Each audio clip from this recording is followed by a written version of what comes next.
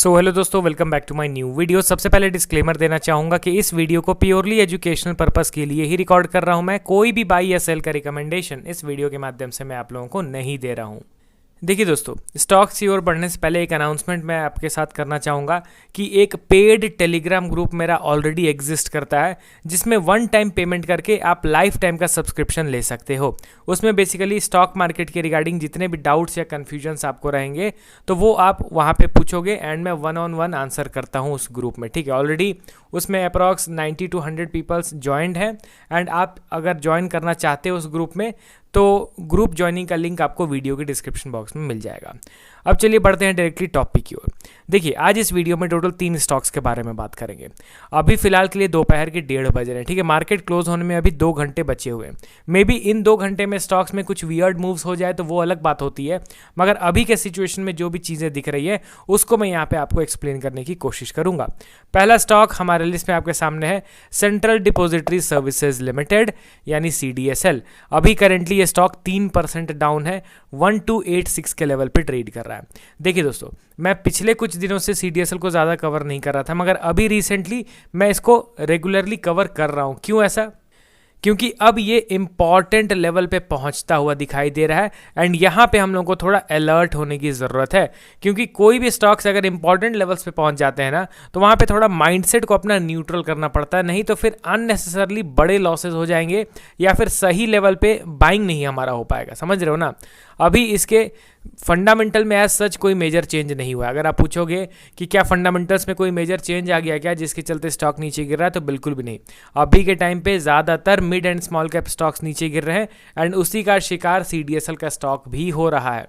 अगर आप इनके वैल्यूएशन के चार्ट को देखोगे तो आपको क्या दिख रहा है कि वैल्यूएशन इनका इन लाइन है, मतलब जिस हिसाब से इनके अर्निंग्स बढ़े हैं उस हिसाब से ऑलरेडी स्टॉक प्राइस में तेज़ी आ चुकी है, जिसके चलते पी में जो एक्सपेंशन होना चाहिए था ना वो ऑलरेडी हो चुका है।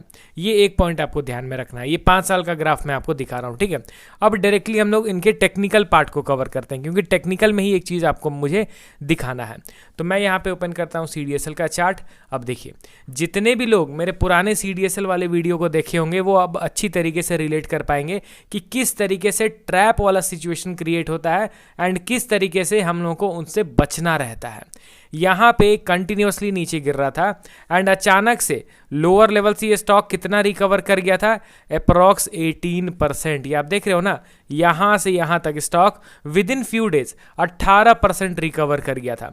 बहुत सारे यूट्यूब वीडियोस अपलोड होने स्टार्ट हो गए थे कि नहीं, स्टॉक अब बुलिश हो गया है, अब यहाँ से ये नीचे नहीं गिरेगा, last chance, golden opportunity for buying, अनेक तरीके के थंबनेल्स बनने लग गए थे एंड इनफैक्ट कई लोग अपना इंटरेस्ट भी शो करने लग रहे थे CDSL को लेके। मगर देखिए, आप अगर जो लॉजिक है उसके साथ चिपके हुए रहोगे तो आप यहाँ पे ये जो ट्रैप वाला सिचुएशन है ना, इससे हम लोग बच सकते हैं। अब देखिए, जिन लोगों ने यहाँ कहीं खरीदा होगा उनको तो विद इन फ्यू डेज अच्छा खासा लॉस होने लग गया होगा, तो यहाँ ना खरीद के अगर इसको बेस पे खरीदा जाए तो वो ज़्यादा बेटर वैल्यू फॉर डील रहेगा ना। अब यहाँ पे मैं simply weekly time frame set करता हूँ। डेली में आपको उतना अच्छा से अभी नहीं पता चल रहा हो, क्योंकि देखिए, जितना शॉर्टर टाइम फ्रेम में आप जाओगे उतना ज़्यादा नॉइज़ क्रिएट होता है, जितना बड़ा टाइम फ्रेम में जाओगे उतना ही नॉइज़ फिल्टर आउट होता चला जाता है। तो मैं डेली नहीं, मैं वीकली टाइम फ्रेम सेट करता हूँ। अब यहाँ पे पिक्चर परफेक्ट चार्ट पैटर्न बन रहा है दोस्तों। ऑल टाइम हाई से यहाँ से करेक्शन हुआ, फिर यहाँ से बाइंग हुआ। अब जब बाइंग हो रहा है तो ये अपने प्रीवियस रेजिस्टेंस लेवल के पास जाने के बगैर उसके पहले ही करेक्ट होना स्टार्ट हो गया। इट मीन्स कि यहाँ पे अब थोड़ा बहुत सेलर्स का पल्ला भारी पड़ रहा है, यहाँ पे बायर्स थोड़े कमज़ोर रहने हैं। First case. दूसरा केस कि जब ये यहाँ पे नीचे गिरा तो एक स्ट्रॉन्ग बेस का क्रिएशन हो रहा था। ठीक है, एंड फाइनली इस बेस को स्टॉक ने ब्रेक डाउन कर दिया। अब यहाँ पे आप देखिए, यहाँ से नेगेटिव या फिर वीकनेस का शुरुआत हुआ है। सबसे पहला चीज़ कि ये लोअर हाई का क्रिएशन कर दिया। दूसरा चीज़ कि जो बेस क्रिएट हो रहा था रिसेंट में उस बेस को भी स्टॉक ने ब्रेक डाउन कर दिया। तो ये सारे कुछ संकेत होते हैं कि स्टॉक अभी के लिए कमज़ोर है। यहाँ पे मैं बुलिशनेस का एक्सपेक्टेशन करूँगा तो मेरा गलती रहेगा वो। एंड एट द एंड क्या होता है, स्टॉक ब्रेक डाउन करता है, लोअर लेवल से अचानक से बाइंग होता है एंड बहुत सारे लोग ट्रैप हो जाते हैं। एट द एंड दोबारा से ये अपने प्रीवियस जर्नी को ही कंटिन्यू कर रहा है, previous journey in the sense कि जो इसका प्रीवियस डाउन ट्रेंड वाला जर्नी है। यहाँ पे आप ध्यान दीजिए तो कोई भी स्टॉक लगातार इस तरीके से कंटिन्यूसली रेड कैंडल्स बनाते हुए नीचे नहीं गिरेगा, वो बीच बीच में ग्रीन कैंडल स्टिक भी बनाएगा। अब अगर आप उस बीच में ग्रीन कैंडल स्टिक में इन्फ्लुएंस होके स्टॉक में बाइंग करने लग जा रहे हो एग्रेसिव तरीके से, इट मीन्स आप फोमो बाइंग कर रहे हो, आप में पेशेंस की कमी है, समझ रहे हो ना। तो गिरते हुए स्टॉक में ग्रीन कैंडल्स बनेंगे, बाइंग आएगा, मगर उसको नॉर्मल तरीके से ट्रीट करना है, ना कि पूरा एकदम इन्फ्लुएंस्ड हो जाना है, ठीक है।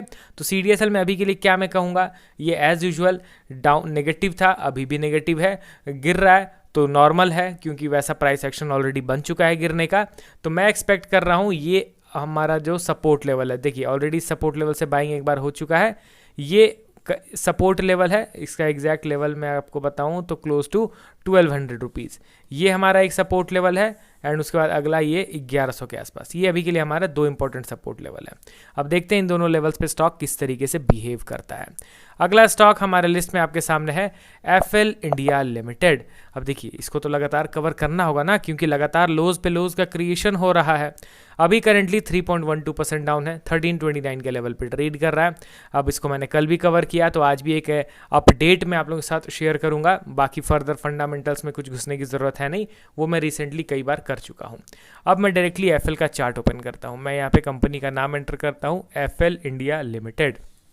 अब यहाँ पे आप देखिए दोस्तों, जो इंपॉर्टेंट सपोर्ट लेवल हम लोगों ने ड्रॉ करा था ना, उस सपोर्ट लेवल की भी अब ये नीचे की ओर जा रहा है, तो बेशक इसको अब हम लोग थोड़ा सा डरेंगे। यहाँ पे आप ध्यान से देखोगे तो ये हमारा मेजर ब्रेकआउट का लेवल था दोस्तों, एंड इस ब्रेकआउट के लेवल को जैसे ही इसने ब्रेक करा, इट मीन्स अब ये बन जाना चाहिए स्टॉक का major support level, change in polarity. तो अब ये इस सपोर्ट लेवल पे भी स्टॉक रुक नहीं रहा है, मतलब शायद से ये ब्रेक डाउन का फिराक में है।